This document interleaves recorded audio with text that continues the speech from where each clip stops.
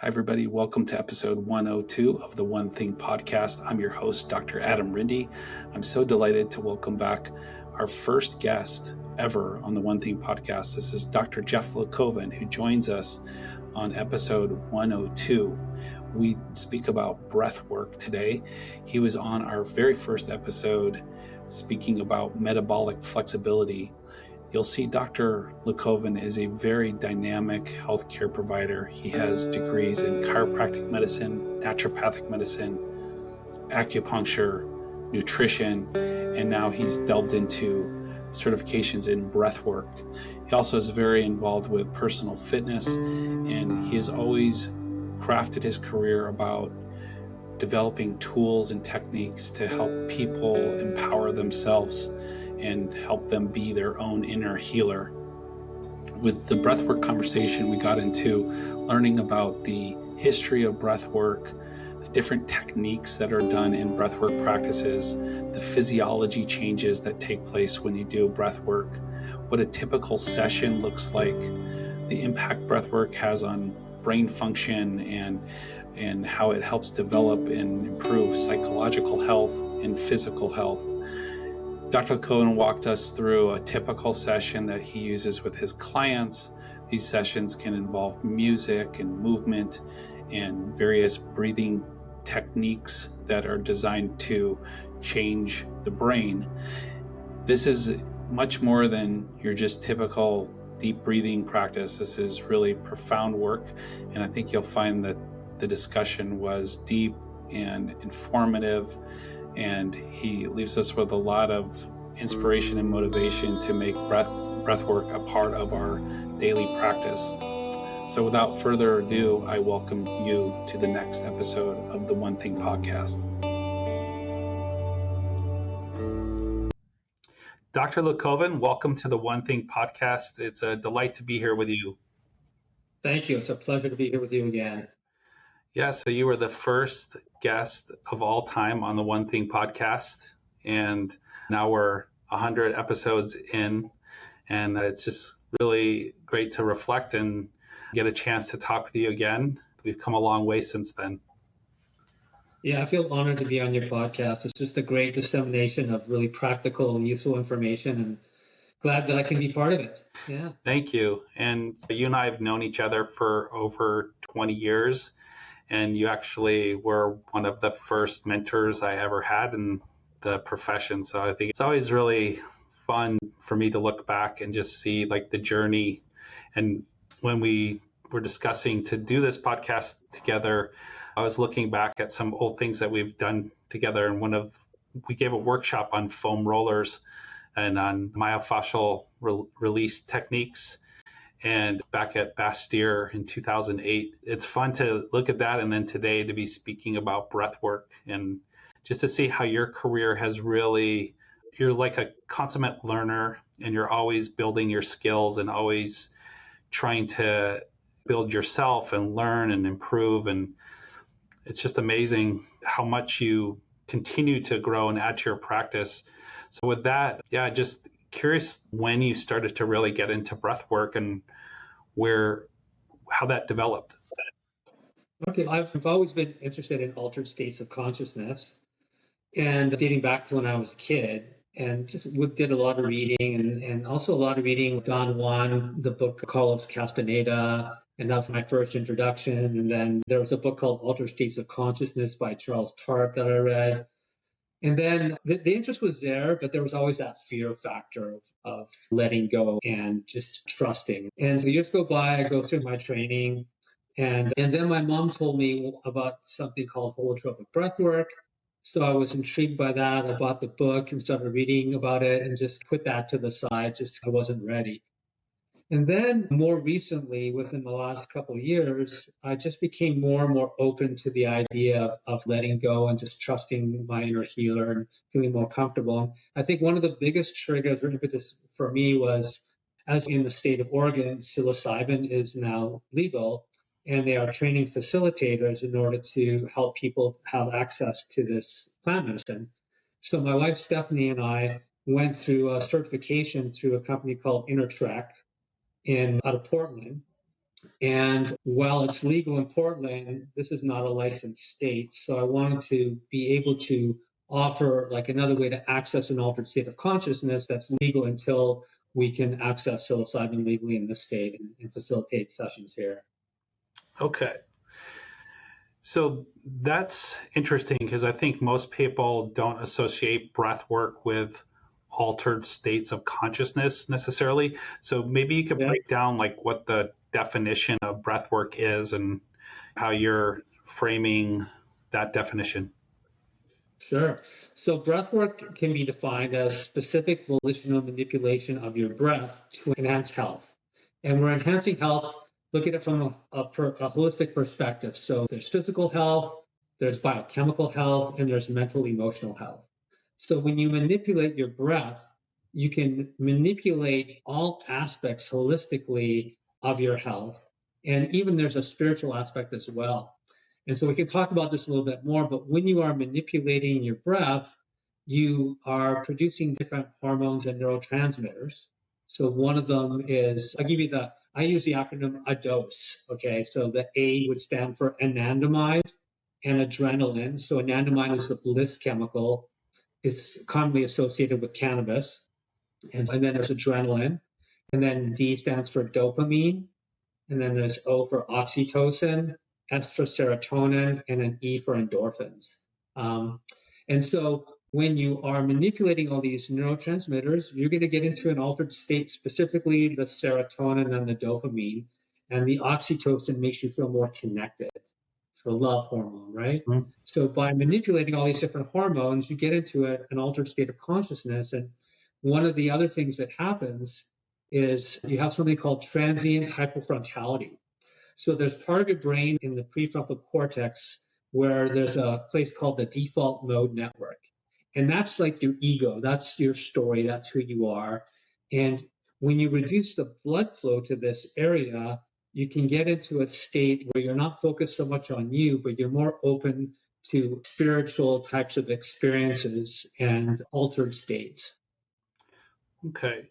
So by definition, breath work is much more than just like a breathing practice. It's actually like certain techniques that stimulate these pathways, certain breath work techniques.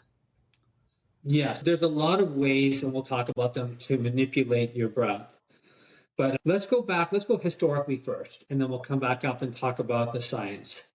Historically, breathwork goes back thousands of years. And the training that I did was through an organization called SOMA. And there's a lot of different organizations out there training. I happen to resonate with SOMA because it was a little bit more holistic and brought into other practices like heart math and some of the work of Joe Dispenza and meditation and things like that. But the story that I heard is historically there was a brew called Soma. And this brew was a concoction of maybe some sort of plant medicine, could have been cannabis, could have been ayahuasca, I don't know exactly. But at some point, so they would use this mixture, this Soma, in order to access higher states, spirituality, and so on. And at some point, this access to the Soma wasn't there anymore. It could have been maybe sourcing, or it could have been the first war on drugs, where for religious reasons, the access was taken over by other authorities. And so they needed to find another way to access these altered states of consciousness. And so they looked to the breath. Okay. And with that, historically, they would induce certain breath patterns that changed the brain chemistry. Yeah. So there's a secular and religious aspect to it, and then there's a diagram that we spoke about before we went on. That's out of a paper that you can reference at the end of the show in the show notes. And the diagram, it goes through the history of breath work and how it started. And so if you look at the top there, you can see there's more of a yoga or Sufi type of practice. And then as the years go by, it had been used in psychotherapy. And then probably one of the biggest, so the next war on drugs in the 50s was a time when, just before that, LSD and other psychedelics were being used for psychotherapy, and quite successfully. And Stanislav Grof, he was probably one of the biggest researchers in this area, and he started something called holotropic breathwork, he and his wife Christina. And the reason why they went that route is because they no longer have the access to LSD, and so they need to find other means. So they developed this holotropic breathwork, and then from then there have been other branches. So there's shamanic breathwork. There's Wim Hof is another individual who's really popularized breathwork and done some research in the field showing how you can manipulate your biochemistry in order to do extreme things like be in the cold, for example, or change your pulse or blood pressure, things like that. The bottom line is that all these different forms of breathwork have a common theme. They're circular, they're connected, they're repetitive breathwork with no rest between the inhalation and the exhalation. And often they're done to some kind of evocative type of music. Yeah, it's interesting that Wim Hof made that list. Obviously, that's become very mainstream. I know I've done cycles through Wim Hof on several occasions, and I'll be interested to hear your approach, because I know there's a big difference between just doing things on your own and working with a guide and working with someone that kind of coaches you through your experiences, and versus just doing it on your own and with a self practice. So the different types of breathing people do, you just mentioned that the commonality between all these techniques is no rest between inhalation and exhalation. Is there something about that makes that a more profound practice, or that changes the effect? Yeah, so you're over breathing. It's a form of hyperventilation in a sense. So what happens is, so generally we want to breathe through our nose, because when you do that, you have a filter. It prepares the air for your lungs. It increases nitric oxide, which is important for, it's antimicrobial, it's a vasodilator, so it's very helpful from a healthy perspective. And then you exhale through your mouth. And so when you manipulate the breath, you can change your nervous system, you can change the pH in your body, and you can change, and then that's where you get this whole slew of neurochemicals, and like we talked about with the anandamide and the ADOS acronym that we use, that we talked about.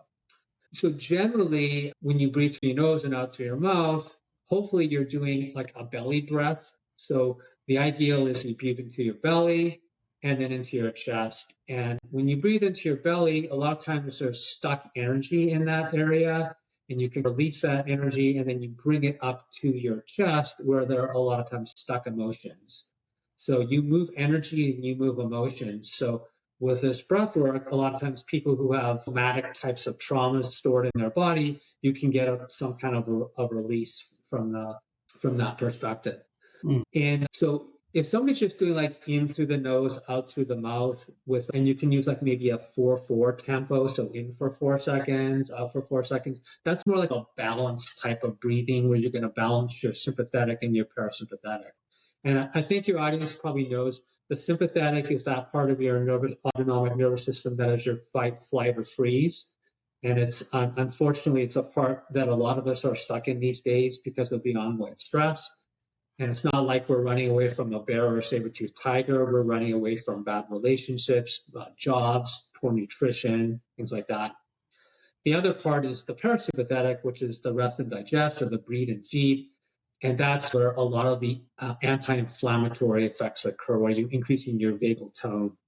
But when you change the tempo, or change whether you're breathing through your nose or breathing through your mouth, you can manipulate that part of your nervous system, depending on what you're looking to get, your desired effects that you're looking for. So what does carbon dioxide have to do with that? Okay, so basically, if you want to pull up that other diagram from that study, it's a good diagram that kind of shows what's happening with the change in oxygen and carbon dioxide. So when you are over breathing, what happens is you're taking in a lot of oxygen and blowing off a lot of carbon dioxide. Carbon dioxide is a stimulus for breathing, for making you take a breath, right? As you're blowing off carbon dioxide, you're changing the pH of your system. And when you do that, there's certain physiological changes that are going to occur. So you're going to increase lactic acid. You're going to maybe start to tingle a little bit. There's going to be a shift in that curve. You can see the hemoglobin and oxygen. It's called the Bohr effect, right? So when you're breathing in over and over, the oxygen is going to become bound to the hemoglobin, and it's going to stay bound as you continue to overbreathe. Now, the key is that when you breathe in and then you do breath holds, so that's also part of this, the breath holds is going to increase the carbon dioxide in your system, and your body is going to flood out all the oxygen that's being held on to the hemoglobin to all the tissues in the body. And in addition, you're also going to have the release of stem cells. You're going to have the state of what's called intermittent hypoxia. Now, you don't want to be in prolonged state of hypoxia, but think of it when you measure your SpO2, right? You want to be in the mid 90s. So when you're doing this, you're going to get into a lower level, under 90, hopefully. And when you're in this brief state of hypoxia, or this intermittent hypoxia, it's going to stimulate these stem cells. It's going to stimulate these changes in your nervous system. And a whole slew of healthy things are going to happen to your circulation. It's going to help with your brain activity. It's going to be good for things like neurodegenerative diseases in your brain. It can be helpful for asthma. It can be helpful for arthritis and pain, changes in your endocrine system, increasing your red blood cells, and so on. So it's this temporary change in pH that's acting as a kind of a metabolic stimulus in order to get things moving. Wow, that is fascinating. And can you just comment on this effect on GABA? So basically what's happening there is it's affecting that's where it's affecting your nervous system. And you're getting like a hormetic effect. The term hormesis, or there's a eustress type of effect. So what's happening is that you're stimulating your cortisol, and you're getting like kind of a sympathetic stress effect. And we talked about you don't want to be in the state of fight or flight, but what happens is it makes it more durable in effect, in a sense, like you become more able to deal with that sympathetic overload. And so when you do this, when you are creating this sympathetic, because we're doing mouth breathing most of the time when I'm teaching this, so it's like that 2-part breath. So you're going, and when we're doing that, we're getting that stimulation of the sympathetic state. Okay. And then when you do the breath holds, that's where you're shifting over to that parasympathetic state. Gotcha. And like I mentioned, you get like with hormesis, like a little bit of something can have a profound healthy effect. Like you get like a little bit of a poison creates a healthy effect in a sense. Very nice. Wow, that is really fascinating. There's, all these different ways we're getting to the hormesis effect, such as fasting and other practices. And this is just another way that we're conditioning the body to become more resilient to stressors and to be able to adapt. Yeah. That's fascinating. So we've talked a little bit about what people experience is, I think if people are listening to this and they're like, oh, I'm just going to try this on my own and give this a whirl, like, what are some of the precautions you would say are contraindications to doing these practices? So there's definitely contraindications. So if somebody has uncontrolled hypertension, somebody has an aneurysm, heart disease, a COPD, chronic obstructive pulmonary disease that's not controlled. If somebody from a psychological perspective is schizophrenic or has a paranoid or is not able to be in a state where they can be off-centered a little bit, that could push things a little bit. You want to have precautions with those things. Somebody who's pregnant, obviously you wouldn't want to do this. You could still do breath work, but it would be more of like a heart coherent type of breath work where you're breathing in maybe for 5 seconds through, imagine you're breathing through your heart. So 5 seconds in, 5 seconds out, trying to get that heart-brain coherence going and not doing the breath holds. Obviously, you wouldn't want to do this while you're driving. You wouldn't want to do this in water where you might pass out. Because when you do this, there are physically, you're going to potentially start to feel dizzy. You might become tetanic where your arms cramp like this. You might get a dry mouth. Emotionally, you might feel like, I don't want to do this. This is not good. I want to stop. And then spiritually, you might experience this feeling of oceanic boundlessness that's often described with psychedelics, where you just feel like connected to everything as one. And that answer your question? Yeah, I think it's also, I imagine for some people, repressed feelings might come up, and that could be very concerning or uncomfortable. Yeah, so generally, like for example, with holotropic breath work, there's a sitter and there's a breather. And so the sitter is there just to make sure that the person who's breathing is safe. And when I lead these classes, I always want to make sure that people know that they're in what's called a safe container and that they're prepared properly so they haven't eaten for 2 to 3 hours beforehand and that they set some sort of intention and that they know that unlike the psychedelic, where once you get on the train or the roller coaster, you're going to be on for a while. With the beautiful thing about the breath work is you can take it as deep or as shallow or less intense as you want just by slowing down the exhale or slowing down the breathing. Mm-hmm. And I think it's very important not to just go out and try this without having a guide. Right. Now, there are a lot of videos out there. Did you think like Wim Hof has one? Soma has some great videos. There's one that I'll do often called The Daily Dose.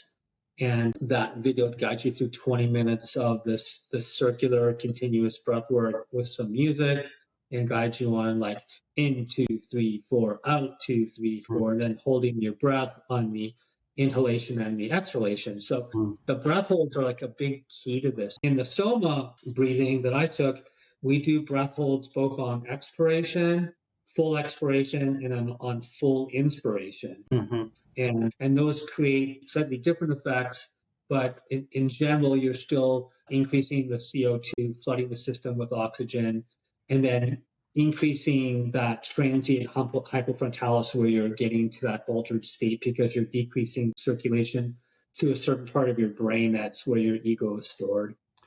Yeah.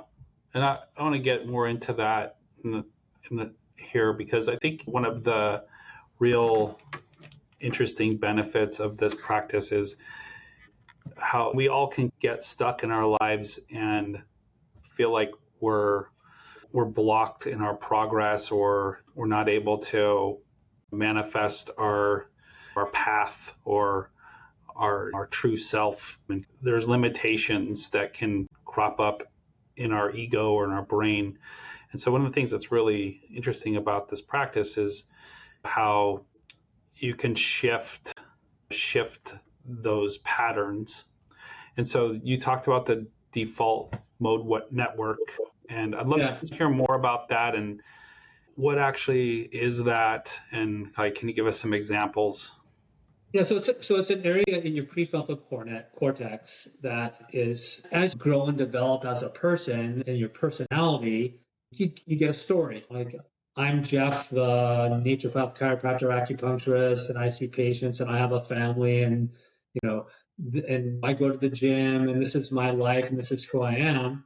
And you get stuck in that story, and it's not necessarily a bad story, but there are other parts of your brain that you have access to that can open you up to a whole lot of possibility, including manifestation. And there's a great book I just read. I'm going to just peek over here because I want the listeners to know what it's called. It's called Mind Magic by James Doughty. And it's his second book. He's a neurosurgeon, and he discovered the use of manifestation scientifically. He goes to prove it. And there's a lot of ideas about manifestation through the book, or the movie or books, The Secret. And he takes the science and just shows what happens when you are mindful. Mindfulness and gratitude and compassion and forgiveness and using all these emotions are really important. But I'm digressing a little bit. But so again, with getting out of that place, you can't just like will it. You can't just say, okay, I'm going to get out of that story of my ego. You need to change the chemistry or the Right. circulation. And the way that you do that is by reducing circulation to the area, and breathwork and psychedelics are the ways to basically do that. Yeah, these days everybody's like referring to what is someone's vibe, what is someone a vibe check. That's like a big term, like people are really familiar with these terms, and in a lot of ways these practices can change the energy you're giving off into the world and the way you're relating to people. People can feel lighter and feel more connected with other people, and you can really see those shifts, right? Yeah, for sure. The other thing I would say is, so psychedelics they're a lot stronger, obviously, than doing breath work, although you can have some profound experiences with breath work. But one of the main researchers on breathwork, Robin Carhart Harris, he talks about this kind of shaking of the snow globe when you take a psychedelic. And when you do that, you create neurogenesis, or there's a neuroplasticity in your brain where you're creating new pathways. So imagine you're a skier and you're going up skiing and you take the same pathway down every time. There's a kind of a groove in the snow and you're skiing down that. When you take a psychedelic or with the breathwork have like a profound experience, you have a fresh part. It's like fresh snow, and now you can go down another path and create other pathways. So you're creating like these new nerve pathways in your brain, and so it can be quite profound. And the other aspect of this is when you have a cut, for example, you don't necessarily need to have some medicine. Your body knows what to do, right? It goes through a whole slew of changes in order to heal the cut. And you also have what's called an inner healer. And that's the part of you that knows how to heal your body. And you have access to that inner healer through psychedelics or through breathwork. Mm-hmm. And so by getting out of that ego state, you can access that inner healer and get messages or information. And so for me, I'm not a great meditator in the sense of there's all kinds of noise, right? And if you can quiet down that noise, which is partly what breathwork does, you can be in a place to receive things from a deeper level. Mm-hmm. You can access that inner healer. Mm-hmm. Makes sense. And this term transient hypofrontality, can you Yes. explain that and how that is changed or accessed during breath work? So again, what it is, it's a decrease in the circulation to the blood supply because you're cutting off the blood supply to that part of your brain that houses your ego, the default mode network. And it's a transient thing, right? We wouldn't want that. It's not a bad thing to have an ego, right? Unless you have a big ego. But with transiently, when you can bypass that and get into an altered state or a different place, then you have more access to getting more healing or accessing different parts of your brain where you can connect to like maybe what's called the collective unconsciousness or like a higher power, whatever you want to call it spiritually. But also, again, the main thing is as we go through this process of getting out of our ego, getting out of our way, we have access to information that can be helpful for healing. And even, if you will, psychic information and the psychic abilities to manifest. I'm reading a book right now by a PhD. His name is Geoff Tarrant. He's out of Oregon, and he's done research on brainwaves. And brainwaves are also another way to look at what's happening with breathwork. So with brainwaves, you have delta, which is the deepest brainwave when you're sleeping, and then you have theta, alpha, beta, and gamma. So beta is our waking state brainwave, and alpha is more that relaxed state that people will get into in when they're maybe doing the beginning stages of meditation. And then that theta delta is where you have that access to these deeper states. Right. And also there's gamma, right? Which a lot of times monks will be in that gamma state. Okay. And it's unique that these practices are done with music And is there a certain type of music, and why is music needed? So music is a really big part of this, and it's an interesting thing with music, right? So music, there's a certain kind of maybe almost cognitive dissonance with certain types of music, right? So for example, like you could like maybe like Mexican gangster rap, right? For example, and that might be something that really you like really resonate with that. But if I heard it, I might say, "Oh my God, what are you listening to? This is awful," right? But in general, the music part of things is something that should be evocative and evoke some emotion and make the process of the over breathing stimulating and easier because it's not easy. Like you think about it, like if you say, okay, we're going to do some breath work, you think, oh, okay, I'm just going to do some breathing. No, it's work. Yeah. You're working. It's almost like I tell like my patients and the students in my classes that when you do a breathwork session, it's like you're taking a medication, but you're creating the medication. And it takes work to create the medication, but the results and the reward are awesome. But the music helps. It helps to make the process easier. And so generally for my classes, I'll create a playlist and I've been working on this playlist like for months and I'll keep on changing it and adding and subtracting. So basically what I'll do is do you want me to go through like a typical type of breath work? Yeah, that'd be great. Yeah. So I'm doing this either one-on-one with patients in my office or I'm doing it at a yoga studio right now. I'm doing it at the Ola House in Kirkland and I have another class coming up at the end of June. And so what we do is we start off explaining what's going on and what you're doing so people have an understanding of the process. And then people are lying down generally on a yoga mat. The lights are dim and everybody's comfortable.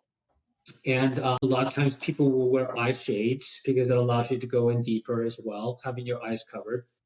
And so we'll start off with some kind of like very relaxing type of music. It's just like a music where I'll take people through a systematic relaxation. So I'll have people do a body scan to see where they might be holding some tension. And we'll start off by relaxing the feet all the way up to the head by doing like a contract, relax. And then meanwhile, listening to just very meditative type of yin type Zen music. And then we'll go into this, have people walking down like a spiral staircase, and then they get to a door. They'll open up the door and I'll have them find themselves at a place of comfort. Maybe it's a place they've been to before. Maybe it's a place in the forest or the beach, their room as a kid, whatever it might be.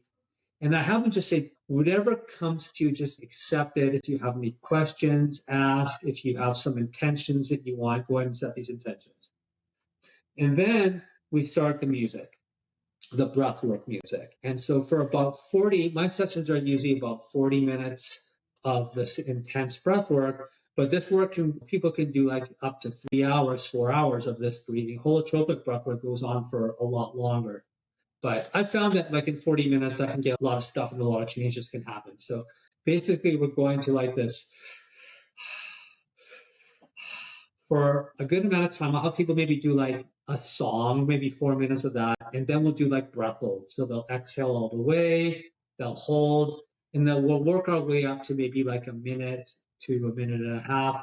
People will feel the tingling, the dizziness, and then we'll go through these different songs. And as we're going through this, that's when people start to feel these changes and this transient hypofrontality occurs and people get these downloads or I had this one client that was like, had experienced something from childhood when he was bullied and he was able to go back and resolve what happened to him back then.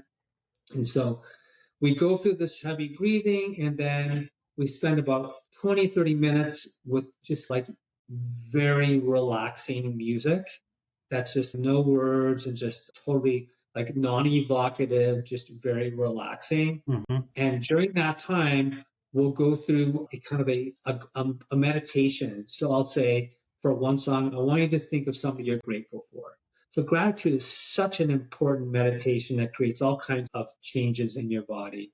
And so I'll say, think of somebody that you're grateful for and somebody that you love, somebody that you appreciate. And then we'll go on to compassion. And I'll say, for example, what's going on in the Middle East. And I'll go, not only I want you to think about something that you feel compassion for, but what could you do to help somebody? How could you be compassionate towards somebody? And then we'll go to forgiveness. Is there somebody you want to forgive, or even yourself, forgiving yourself? And then we'll do what I call the perfect day. Go through from the beginning to the end of a perfect day. And then the last thing I'll have people do is like manifestation. What do you want to manifest? And then having gone through all these positive emotions, like with, for example, heart math, is you're creating this heart-brain coherence, which really puts you into a state of being able to create and manifest. Yeah.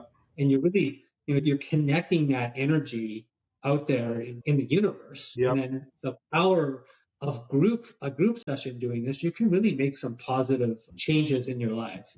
Yeah. And then after that, the integration is really important, because people go through this and they say, holy, what the hell just happened, right? What the hell was that? And so we talk about it, right? Because it can be overwhelming.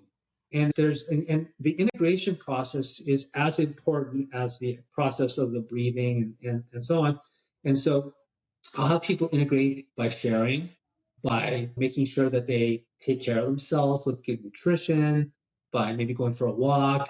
In holotropic breathwork, you draw mandalas, Right. so you can, or you can dance, whatever it might be, and then that's the close of the session.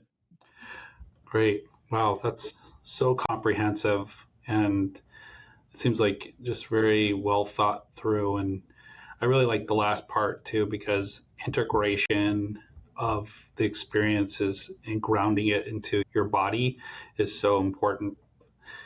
Been to different workshops where that wasn't emphasized, and people feel a little unsteady if they don't integrate. They feel a little uneasy if they don't take that step that you're talking about. It's like the same like with plant medicines, right? Like you have this journey, right? Then what do you do with it? You got to do something with it. You got to take those changes and put them into your life. Yeah. And that's where the integration comes. And then getting a practice, having a regular practice of breath work. And like when I have a problem or I have something that I need some help with, I'll do breath work and I'll ask for solutions. And they're there. I get messages. It's very helpful. Yeah. Yeah. It's really interesting. There's always skeptics of these types of practices or what have you. And I always remember something one of my early teachers said to me about whether people believe in this or not believe in it. It's like, whether you believe in it or not believe in it, it's certainly a better way to live than the alternative. Even if it's your imagination or a placebo, those work. If you've read Joe Dispenza's book, You Are the Placebo. I have read, yeah. Yeah, there's a ton of research in placebos. And if you're creating your own perfect medicine, your own placebo, so be it, right? But you're healing yourself. Yeah, yeah. And certainly just so much healthier to walk through the world with that empowerment and plugged into an energy that's just healing in general. Great. So what's the setup? Like, how would people work with you? How does it work to become your client in this area? My practice in downtown Kirkland. So you can get to me through my website, which is www.drgeofflecovin.com. And so right now in my practice, I have done breath work with some patients in my practice. I'm doing most of my breathwork sessions in conjunction with the Ola House, which is a yoga studio, so I can get more people in a class. So what about remotely? Because a lot of our listeners are throughout the world. So remotely, I don't work with people at this point. I would say if you go to the Soma website or just Google breathwork in your area, you could probably find somebody that could work with you. Here in Kirkland or in the Seattle area, I'm happy to do one-on-one or group sessions. It's also something like if people wanted to get like a group in their home, that could be something where I could go and do a session. That could be an option. Yeah, I can imagine like working with people that your friends or your close loved ones in a group setting would be very appealing. Yeah, especially like maybe like husband-wife scenario or boyfriend-girlfriend, working together as a couple. It could be a really cool way of like when you do like for example breathwork therapy, let's call it, like when you're, let's say you're in couples therapy or you're doing therapy for something. Like I talked to a friend of mine who said he's been in therapy for like 10 years. He goes like, nothing's changed. Where am I? What's going on? Then he started doing psychedelics and he goes, okay, like his life has changed. He's a different person. He's a nicer person. Yeah. He's a better partner. And there's certain things that you just, when you go into a counseling session with your ego defenses up, it's just not going to go anywhere. And then that's not to say that counseling is bad or it doesn't work, but I think that you can bypass things and get to a lot deeper levels with breathwork or psychedelics, for example. Yeah. And the reason why I like to work with people too is because I'll often do body work as well. And so if somebody's got like stuck energy in their abdomen, I like to try and move that energy. And like in breath work, when we're doing the inhalation holds, we're also doing locks. So with the locks, you're going to lock the lower part of your body, the molobunda, it's called. That's your perineal muscles. If you're going to do a Kegel exercise, for example, so you'll lock that and move the energy up from that part of your body, right? So if there's any kind of like sexual trauma or stagnation there, you can help to move that by locking it. Then we'll lock the lower abdomen. We'll lock the solar plexus, we'll lock the throat, we'll lock the third eye, and then the crown chakra. If you are into or believe in chakras, you can lock and move that energy throughout your body, and it can be quite phenomenal and healing. But sometimes you need a little help, right? I have somebody that I'm dealing with right now who's got some stuck energy in her jaw from having some trauma. And so when we're doing some treatment, I'll put my hand here just to help move that energy, and so that can be really helpful part of the treatment and therapy. Yeah. Yeah. I love the term like bioenergetic body work, moving this whole concept of the body keeps the score, the body holds trauma, and bioenergetic body work or techniques can help release that trauma from the body. And that's really amazing that you do that. And it just really goes back to the opening of this is you've always been like a dynamic health practitioner where you find ways to keep making the dimensions of your practice expansive and seeing this human body and this human experience is eclectic and diverse. And the fact that you just keep expanding these areas is just really truly phenomenal. Physical, emotional, spiritual. You haven't even talked about nutrition and all that you do with nutrition and exercise. So kudos to you for all that you've done and learned. Thank you. Yeah, thank you. Yeah, I found like nutrition's a big part of what I do. It's a big part of my practice. But I've really our profession, and not to talk bad about our profession, but I went to school for naturopathic medicine in the 90s, and it was a lot more nature cure.